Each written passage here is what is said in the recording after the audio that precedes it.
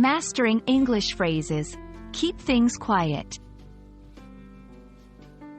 Hello everyone, and welcome to our English language learning series. Today, we're going to explore the phrase, keep things quiet.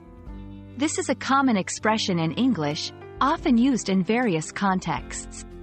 Understanding phrases like this is key to mastering the subtleties of the English language. So, let's dive in and unravel the meaning and usage of keep things quiet. Keep things quiet is an idiomatic expression. At its core, it means to maintain secrecy or discretion about something. This phrase is often used when someone wants to prevent information from becoming public or widely known. It's not just about literal noise. It's about keeping information under wraps. For example, if a company is working on a new product they haven't released yet, they might tell their employees to keep things quiet until the official announcement. This phrase can be used in various contexts.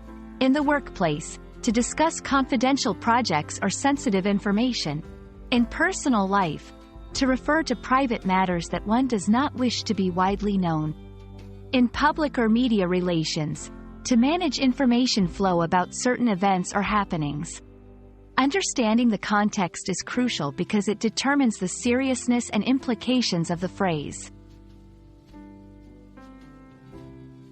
The phrase, keep things quiet, can sometimes carry a connotation of secrecy or caution.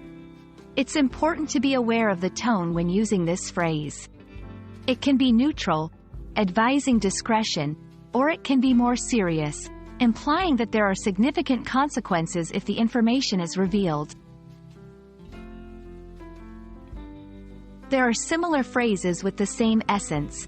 Keep it under wraps. Don't spill the beans. Mum's the word. Each variation adds a bit of flavor to the conversation and can be used interchangeably depending on the context and tone desired.